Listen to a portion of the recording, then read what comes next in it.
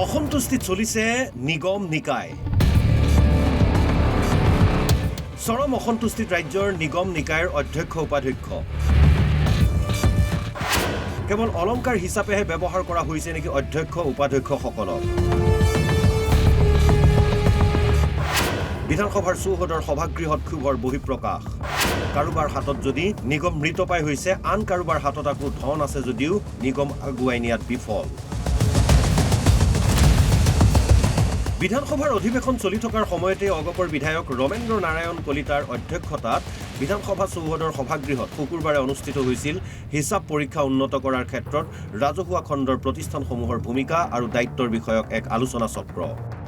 সেই আলোচনা চক্ৰতেই নিমন্ত্ৰণ জনোৱা হৈছিল ৰাজ্যৰ নিগম নিকায়ৰ অধ্যক্ষ উপাধ্যক্ষসকলক উপস্থিত আছিল বিধানসভাৰ অধ্যক্ষ বিশ্বজিৎ দৈমাৰী উপাধ্যক্ষ ডাক্তৰ নুমল মমিন বিশেষ অতিথি হিচাপে আছিল বিৰোধীৰ দলপতি দেৱব্ৰত শইকীয়াও এই আলোচনা চক্ৰতে ক্ষোভৰ বহিঃপ্ৰকাশ ঘটিল অধ্যক্ষ উপাধ্যক্ষসকলৰ অসম অনুসূচিত জাতি উন্নয়ন নিগমৰ অধ্যক্ষ জয়ন্ত কুমাৰ দাসৰ পোনপটীয়া অভিযোগ অলংকাৰৰ দৰে ব্যৱহাৰ কৰে নিগমৰ অধ্যক্ষৰ অজ্ঞাতে নিগমৰ সকলো কাম কৰে সঞ্চালক অথবা সচিবজনে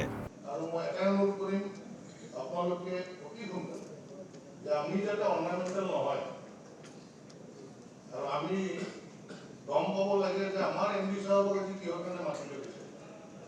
আমাৰ এমডি সাহেবৰ কি কথা মাতিলে আমি যদি কৰ্পোৰেশ্যনৰ বোৰ্ডখন যদি অথৰিটি হয় আমি লোৱা ডিচিশ্যনে তেওঁক এক্সিকিউট কৰিব পাৰে আৰু এইটো অথৰিটিয়ে নাই এক্সিকিউট কৰা যদি এমডি সাহেবক এক্সিকিউট কৰাহে অথৰিটি আৰু যিটো আমি ডিচিশ্যন লওঁ সেইটোৰ বাবে তেওঁক এক্সিকিউট কৰিব পাৰে তেওঁ কি ডিচিশ্যন দিব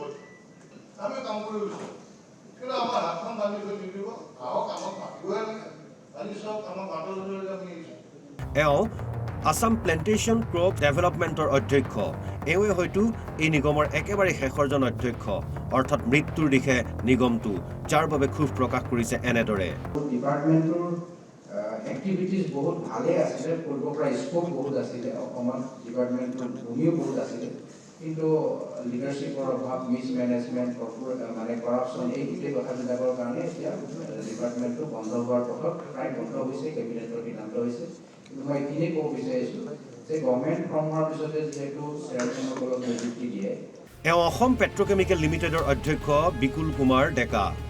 এখেতৰো ক্ষোভ প্ৰায় একেই দায়িত্ব শেষ হ'বৰ সময়তহে আয়োজন কৰা হৈছে এই আলোচনা চক্ৰ যাৰ বাবে বহু কাম আধৰুৱা হৈ থাকি গ'ল আমি আমাৰ জনাইছিলোঁ বা এনেধৰণৰ কিবা আমাক অকণমান অসম চৰকাৰৰ তৰফৰ পৰা ভাৰত চৰকাৰৰ তৰফৰ পৰা যিবিলাক ইণ্ডাষ্ট্ৰিয়েল পলিচি আমি কেনেবাকৈ তাত সোমাব পাৰোঁ নেকি এনেধৰণৰ বহুবাৰ আমি চেষ্টা কৰাৰ পাছতো এই পলিচি আমি সোমাব পৰা নাই বা চৰকাৰৰ যিবিলাক স্কিম আছে সেই স্কিমবিলাকৰ আমি লাভ ল'ব পৰা নাই তাৰ পাছতো আমি অসম পেট্ৰকেমিকেলছে আজি তাৰিখলৈকে আমি ফাইট কৰি আছোঁ গতিকে চেয়াৰমেন ভাইচ চেয়াৰমেন যদি গভৰ্ণমেণ্টৰ ফালৰ পৰা গোটেইকেইটা আজি সামূহিকভাৱে আজি কৰিছোঁ এই কামটো অলপ আগৰ পৰৱৰ্তী সময়ত যদি হয় আগত কৰিব একে ক্ষোভ হাঁহ কুকুৰা আৰু পশুপালন নিগমৰ অধ্যক্ষ মনোজ শইকীয়া তথা সুভাষ দত্ত আৰু গুৰুজ্যোতি দাসৰো আমাৰ যিসকল ফাইনেন্সিয়েল একাউণ্টছ অফিচাৰ দিয়া আছে তেখেতসকল ৪-৫টামান ডিপাৰ্টমেণ্টত দিয়া আছে এতিয়া কি হয় আমাৰ যদি কিছুমান ফাইল আমি কি হয় বেলেগ এটা ডিপাৰ্টমেণ্টবিলাকত পিয়লি পঠাই দিব লগা হয়